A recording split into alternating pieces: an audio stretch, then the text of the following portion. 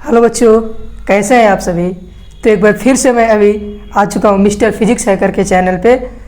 तो पिछले लेक्चर में हमने बात किया था टॉर्क के बारे में कि यूनिफॉर्म इलेक्ट्रिक फील्ड में टॉर्क कैसे एक्ट करता है। आज का जो हमारा लेक्चर है वो है इलेक्ट्रिक फ्लक्स। आज हम लोग देखेंगे इलेक्ट्रिक फ्लक्स क्या होता है। तो बुक और पेन के साथ, कॉपी के साथ बैठें ताकि आप हमारे इम्पोर्टेंट जो नोट हों उसको अपने कॉपी में नोट कर रहे हैं, ठीक है। तो आज का लेक्चर हम स्टार्ट करते हैं, वो है हमारा इलेक्ट्रिक फ्लक्स। इलेक्ट्रिक फ्लक्स को समझने के लिए हम एक आपको एक्सपेरिमेंट के तौर पे समझाने का प्रयास करते हैं। जरा ध्यान से समझिए। ये मान लेते हैं हमारे पास एक कॉपी है, ठीक है। ये हमारे पास इसके पास ये ब्रेथ होगा और ये हमारा लेंथ होगा, ठीक है बाबू। फ्लक्स को समझने के लिए हमने एक बुक लिया यानी कॉपी लिया जिसका लेंथ ये है और ब्रेथ है, यानी कि इसके पास एरिया है। अब यहाँ से क्या करते हैं, हम इलेक्ट्रिक फील्ड लाइन को पास कराते हैं। क्या पास कराते हैं बाबू? इलेक्ट्रिक फील्ड, यानी कि जितने ज़्यादा इलेक्ट्रिक फील्ड इस लाइन से पास करेंगे, इस एरिया से पास करेंगी, उसी को हम लोग बोलेंगे फ्लक्स। फ्लक्स बेसिकली क्या है कि किसी दिए हुए एरिया से जो इलेक्ट्रिक फील्ड लाइन पास करेंगी, ये हमारे पास लेंथ हो गया और ये ब्रेथ हो गया, यानी हमारे पास ये एरिया हो गया। और इस एरिया से जितने number of electric field line pass करेंगी वही हमारा कहेगा इलेक्ट्रिक फ्लक्स, ठीक है बाबू। तो फ्लक्स का अगर डिफिनीशन हम लोग लिखना चाहे तो क्या लिख सकते हैं? The total number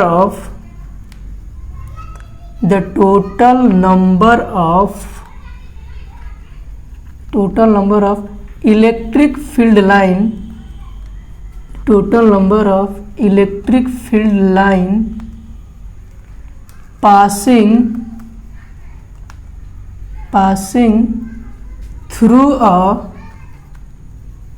passing through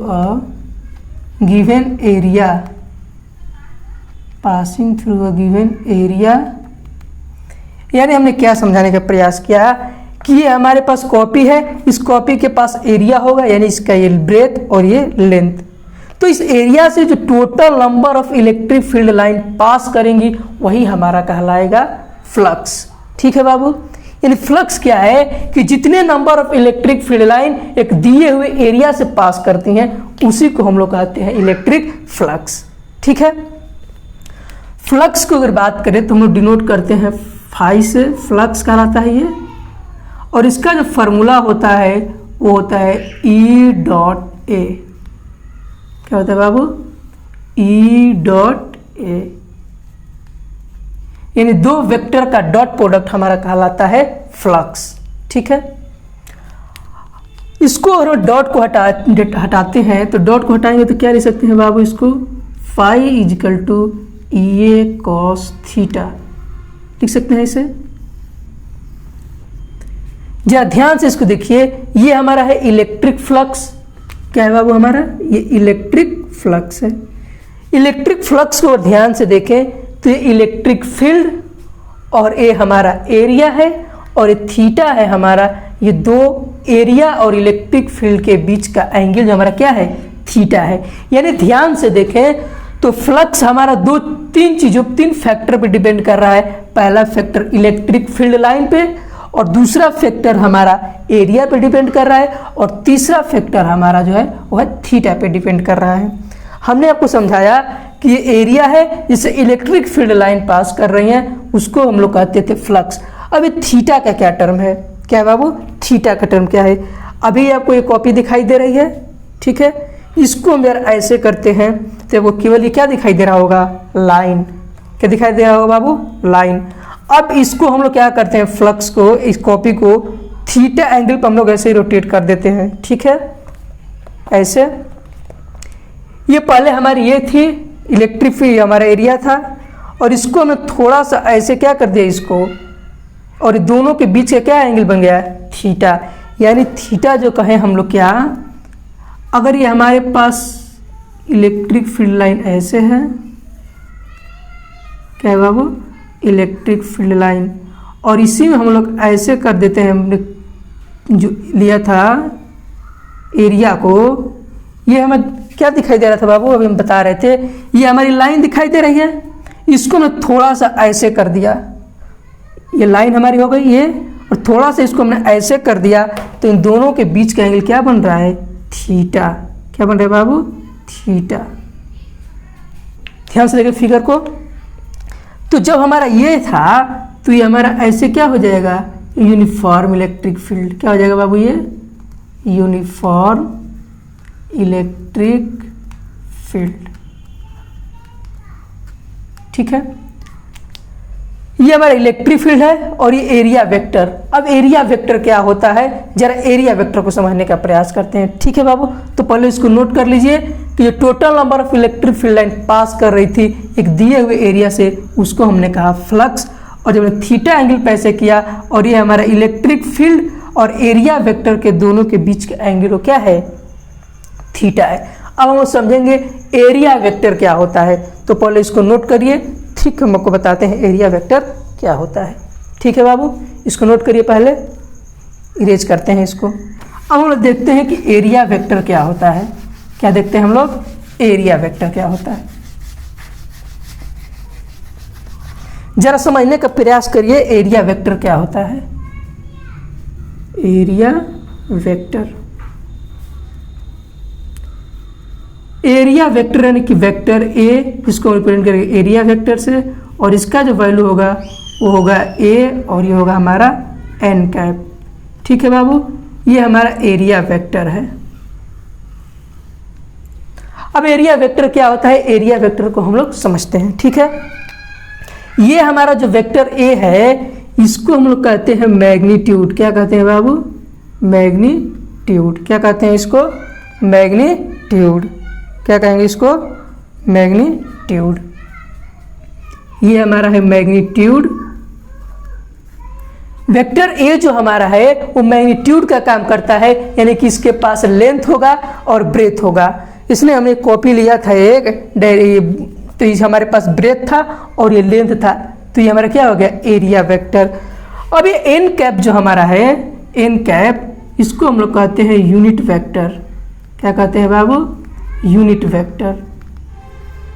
ये यूनिट वेक्टर हमारा क्या करता है, ये डायरेक्शन को बताता है कि एरिया वेक्टर जो है सरफेस के क्या लगती है, परपेंडिकुलर लगती है। जैसे मान लीजिए बाबू हमारा ये हो गया इलेक्ट्रिक फील्ड ऐसे है, तो एरिया वेक्टर जो हमारा होता है उस सरफेस के क्या होता है, परपेंडिकुलर होता है। जैसे ये हमारा हो गया, तो एरिया वेक्टर जो होता है इस सरफेस से क्या होता है, परपेंडिकुलर होता है। ठीक है, और सरफेस के परपेंडिकुलर होने के साथ साथ ये हमेशा ऑब्जर्वर की तरफ होता है।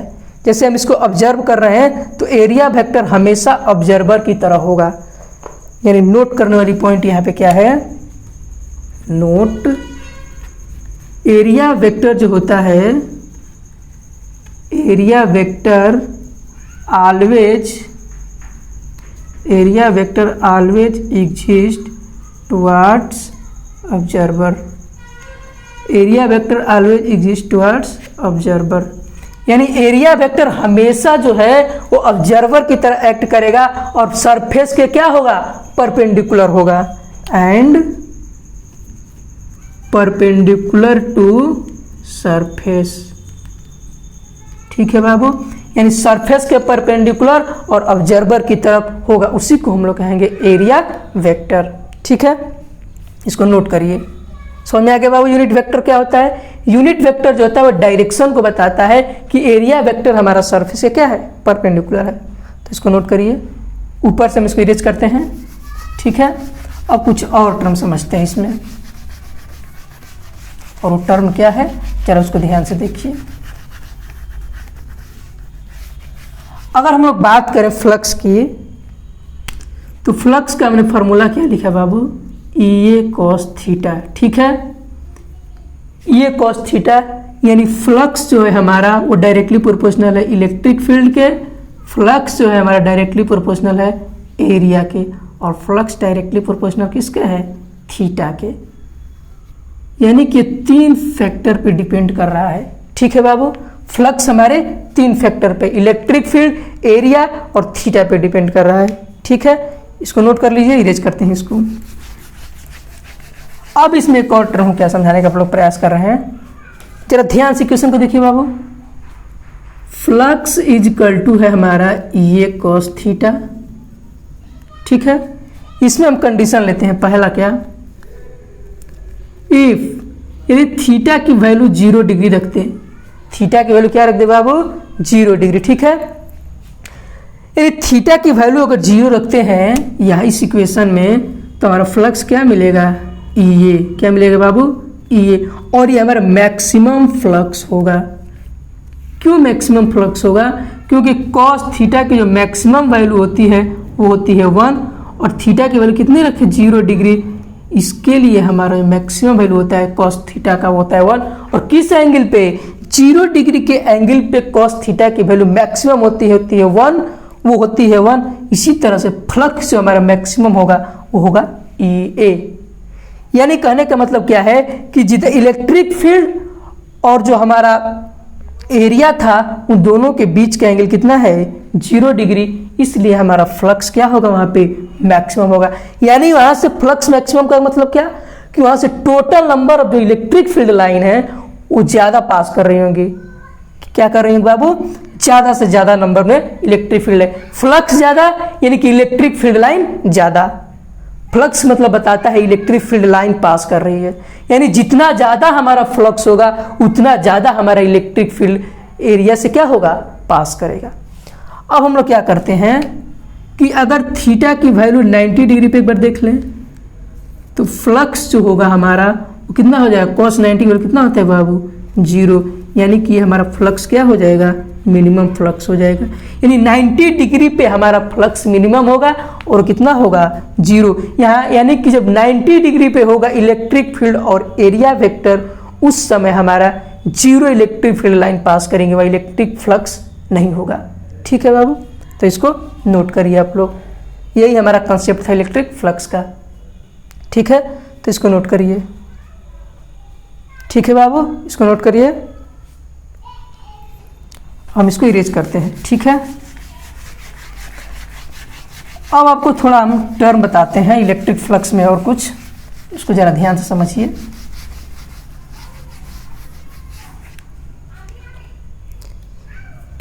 ये हमारा है एक एरिया, इसको ले लेते हैं, और एक हमारा ये है एरिया।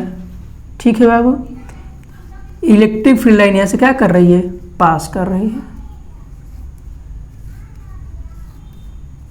ठीक है बाबू, इसको हम नाम देते हैं φ1 और इसको नाम देते हैं हम φ2। ठीक है, यहां से देखें तो पहला हमारा कंसेप्ट क्या है कि फ्लक्स जो है डायरेक्टली प्रोपोर्शनल किसके है, इलेक्ट्रिक फील्ड लाइन। यानी जितना ज्यादा इलेक्ट्रिक फील्ड लाइन पास करेंगे उतना ज्यादा ही हमारा फ्लक्स होगा। फ्लक्स का मतलब ये होता है कि किसी दिए हुए एरिया से कितनी इलेक्ट्रिक फील्ड लाइन पास कर रही है, वही हमारा कहलाता है फ्लक्स। तो जरा यहां ध्यान से देखें, इसमें हमारे फ्लक्स कितने हैं, इलेक्ट्रिक फील्ड लाइन 3 है, और इसमें 1 2 3 4 5, यानी यहाँ 5 इलेक्ट्रिक फील्ड लाइन पास कर रही है और यहाँ हमारा 3 इलेक्ट्रिक फील्ड लाइन पास कर रही है। तो जहां ज्यादा इलेक्ट्रिक फील्ड लाइन पास करेंगे वहां हमारा फ्लक्स क्या होगा, ज्यादा होगा, यानी φ2 ग्रेटर देन φ1। यानी इस कंडीशन में देखें हमारा तो फ्लक्स जो है क्या है, φ1 ज्यादा है, φ2 ज्यादा है किससे, φ1 से। दूसरी बात करते हैं हम लोग, इसमें भी हमारे 3 इलेक्ट्रिक फील्ड लाइन और यहां भी मान लेते हैं हमारे 5 इलेक्ट्रिक फील्ड लाइन क्या हो रही हैं, पास कर रही हैं। दूसरा कंसेप्ट क्या कहता है, फ्लक्स कहता है कि फ्लक्स डायरेक्टली प्रोपोर्शनल किसके है, एरिया के है। यानी जितना ज्यादा एरिया होगा उतने ज्यादा number of electric field line pass करेंगी। अगर इन दोनों के केस में देखें तो इसकी एरिया और इसकी एरिया, दोनों के एरिया में कंपैरिजन करें तो हमारा इसकी एरिया क्या है, φ2 की ज्यादा है किससे, φ1 से। तो एरिया ज्यादा यानी इलेक्ट्रिक फील्ड लाइन भी क्या होंगी, ज्यादा पास करेंगे, तो φ2 ग्रेटर देन क्या हो जाएगा, φ1। ठीक है बाबू, तो ये हमारा कंसेप्ट था कि जिसका ज्यादा इलेक्ट्रिक फील्ड उसका ज्यादा फ्लक्स, यानी इलेक्ट्रिक फील्ड लाइन ज्यादा पास कर गई वहां फ्लक्स ज्यादा, एरिया ज्यादा वहां भी हमारा फ्लक्स क्या होगा बाबू, ज्यादा होगा। ठीक है, तो इसको आप लोग नोट करिए। ठीक है, देन हम आपको आगे बताते हैं। ठीक है बाबू, नोट करिए इसको। अब हमारा टर्म क्या आगे है देखते हैं जरा उसको।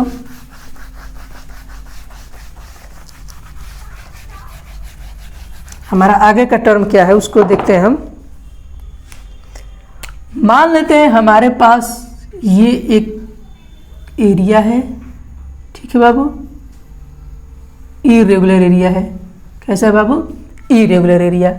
तो हमने बताया कि मान लेते हैं हमारे पास एक छोटा सा एलिमेंट है जिसकी इलेक्ट्रिक फील्ड ई है और ये हमारा एरिया वेक्टर होगा, वो हमारा क्या होगा? डी। क्योंकि छोटा सा एलिमेंट होगा, इरेगुलर शेप है हमारा। ये शेप कैसा है हमारा? इरेगुलर शेप है। कैसा है बाबू? इरेगुलर शेप है। शेप कैसा है? इरेगुलर शेप है। तो इस पॉइंट पे अगर हम देखें तो छोटे से एलिमेंट के द्वारा हमारा इलेक्ट्रिक फील्ड तो ऐसे है, छोटे से एलिमेंट के द्वारा अगर इलेक्ट्रिक फील्ड देखें हमारा इलेक्ट्रिक फील्ड, तो इलेक्ट्रिक फील्ड हमारे सरफेस के क्या है? परपेंडिकुलर है। तो सरफेस के परपेंडिकुलर है तो हमारा फ्लक्स क्या होगा? ये छोटा सा इलेक्ट्रिक फील्ड तो वहाँ डी फाई होगा, छोटा सा फ्लक्स, और हमारा कितना होगा? E d A cos theta. कितना होगा बाबू? E d A cos theta. कहने का मतलब ये है कि छोटा सा अगर एरिया वेक्टर है और ये हमारा क्या है? एन कैप मान लेते हैं। क्या है बाबू? एन कैप, जो एरिया वेक्टर के क्या है? परपेंडिकुलर डायरेक्शन को बता रहा है। ठीक है बाबू, एरिया वेक्टर हमारा क्या बता रहा है? ई डी ए कॉस थीटा। ठीक है, यानी छोटे से इलेक्ट्रिक फील्ड के द्वारा, छोटे से एलिमेंट के द्वारा जो हमारा फ्लक्स होगा वो भी स्मॉल होगा और एरिया भी हमारा क्या होगा? छोटा होगा। तो अगर हम पूरे टोटल अगर सरफेस एरिया यानी कि टोटल पूरे एलिमेंट का हम लोग एरिया निकालना चाहते हैं, यानी इरेगुलर से पूरे का अगर हम लोग फ्लक्स निकालना चाहते हैं तो इसको हम लोग क्या कर देंगे? इंटीग्रेट कर देंगे बाबू, और ये हमारा क्या हो जाएगा? ई डी ए कॉस थीटा। ठीक है बाबू, तो इसका हमारा क्या हो जाएगा? फ्लक्स, इलेक्ट्रिक फ्लक्स, और ये हमारा क्या हो जाएगा? ई डी ए कॉस थीटा। इस तरह से हम लोग फ्लक्स फाइंड कर सकते हैं। ठीक है बाबू, अगर हमारा शेप इरेगुलर हो तो छोटे छोटे एलिमेंटों को जोड़कर सभी इलेक्ट्रिक फील्ड के द्वारा हम लोग फ्लक्स निकालेंगे और वो फ्लक्स होगा E d A cos theta. ठीक है बाबू, तो इसको जरा आप लोग नोट करिए, देन हम आपको आगे बताते हैं। ठीक है, इसको नोट करिए, इरेज करते हैं। ठीक है, ठीक है। अगर हम लोग आगे और बात करें इसका क्या है आगे देखते हैं, जरा ध्यान से समझनिए बाबू। हमने बताया था आपको एक हमारे पास पॉजिटिव चार्ज है और एक हमारे पास यहाँ निगेटिव चार्ज है। ठीक है बाबू,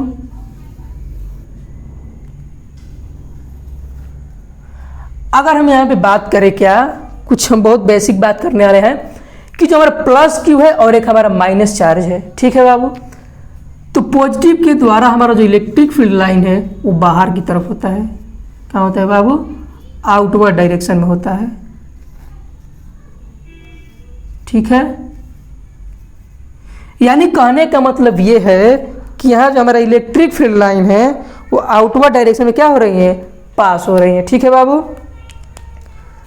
तो यहाँ पे फ्लक्स जो हमारा होगा, फ्लक्स वो कहाँ होगा बाबू? आउटवर्ड होगा। क्यों आउटवर्ड होगा? क्योंकि इलेक्ट्रिक फील्ड लाइन जो बन रही है पॉजिटिव चार्ज के द्वारा वो है क्या?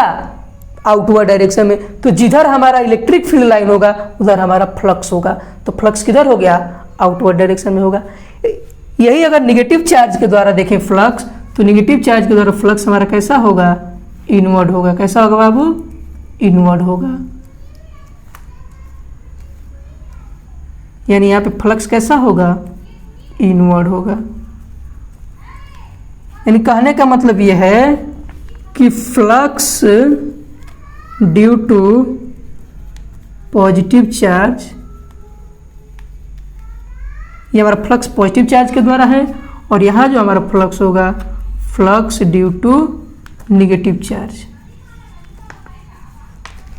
यानी हमारा पॉजिटिव चार्ज के द्वारा जो फ्लक्स होगा वो होगा आउटवर्ड डायरेक्शन में, और निगेटिव चार्ज के द्वारा जो फ्लक्स होगा वो होगा इनवर्ड डायरेक्शन में। ठीक है बाबू, तो इस तरह से फ्लक्स हमने डिराइव कर दिया। पहले हमने क्या देखा फ्लक्स को, एक बार रिव्यू कर देते हैं। फ्लक्स क्या हमने बताया, फ्लक्स हमने ये कहा कि मान लेते हैं हमारे पास ये एरिया दिया है और इस एरिया से जितने number of electric field line pass करेंगी वो हमारा कहलाता है फ्लक्स। फ्लक्स 3 फैक्टर पे डिपेंड करता है, पहला इलेक्ट्रिक फील्ड, दूसरा एरिया और तीसरा कॉस थीटा, यानी कि थीटा के वैल्यू पे। हमने देखा कि जब थीटा यानी कि जब दोनों एरिया वेक्टर और इलेक्ट्रिक फील्ड जब दोनों एक दूसरे के पैरेलल में थी तो वहाँ पे फ्लक्स मैक्सिमम हो रहा था। यानी कहने का मतलब ये है कि जब थीटा की वैल्यू 0 डिग्री है तो वहाँ पे maximum number of electric field line pass करेंगी। ठीक है बाबू, वही जब थीटा की वैल्यू में 90 रखा तो वहाँ पे कोई फ्लक्स पास नहीं कर रहा था। देन उसके बाद हमने एरिया के देखा कि जिसके पास ज़्यादा एरिया है, यानी ज़्यादा एरिया होगा तो बेसिकली बात है कि वहाँ पे इलेक्ट्रिक फील्ड लाइन ज़्यादा पास करेंगी। तो ज़्यादा नंबर पर इलेक्ट्रिक फील्ड लाइन पास करेंगे यानी वहाँ पे फ्लक्स ज़्यादा होगा। Flux directly proportional area, flux directly proportional electric field था। ठीक है, उसके बाद हमने देखा क्या कि फ्लक्स जो है पॉजिटिव चार्ज के द्वारा फ्लक्स आउटवर्ड डायरेक्शन में होता है और निगेटिव चार्ज के द्वारा जो फ्लक्स होता है वो इनवर्ड डायरेक्शन में होता है। ठीक है बाबू, तो ये हमारा आज का लेक्चर फ्लक्स का था। ठीक है, तो आज का लेक्चर यहीं पे समाप्त करते हैं। देन हम आपको अगले लेक्चर में आगे के टॉपिक को बताएं। Best of luck.